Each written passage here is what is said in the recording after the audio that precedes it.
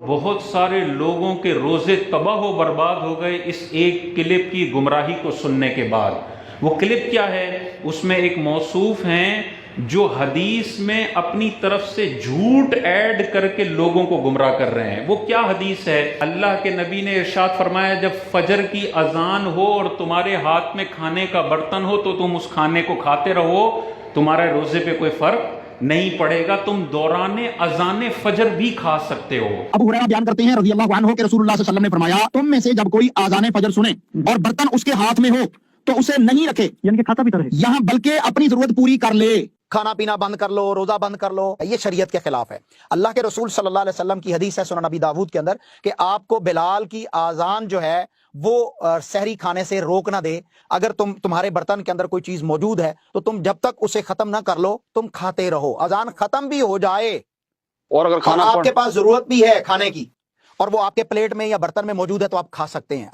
اب یہاں پہ جھوٹ کیا بول رہا ہے؟ دیکھیں حدیث پاک کے الفاظ دیکھیں، قال رسول اللہ صلی اللہ علیہ وسلم، اللہ کے نبی نے ارشاد فرمایا اذا سمع احدکم النداء، جب تمہیں اذان کی آواز آئے۔ اس نے اپنا غلط مسئلہ ثابت کرنے کے لیے کیا بولا؟ اذان فجر کی آواز آئے اور تمہارے ہاتھ میں برتن ہو تو تم کھاتے رہنا۔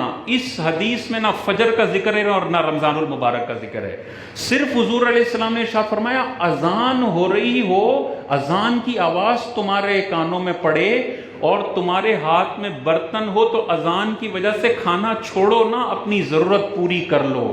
اس سے کہاں ثابت ہو رہا ہے کہ یہ فجر کی اذان کے لیے تھا اور رمضان کی سحری کے لیے تھا؟ اس ایک مسئلے کی وجہ سے لاکھوں لوگوں نے اپنے روزے برباد کیے ہیں۔ وہ ایک بندہ مجھے ملا، وہ کہتا ہے میں نے تو پچھلے 2-3 سال سے اذان کے دوران بھی کھاتا پیتا رہتا ہوں کیونکہ میں نے حدیث کا ریفرنس دیکھا تھا۔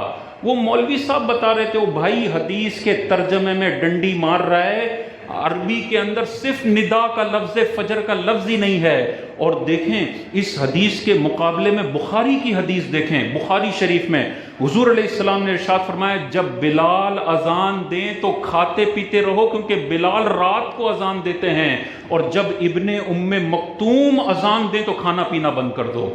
اور آگے اسی حدیث میں لکھا ہوا ہے ابن ام مکتوم کب اذان دیتے تھے؟ جیسے فجر کا وقت شروع ہوتا تھا ابن ام مکتوم اذان دیا کرتے تھے۔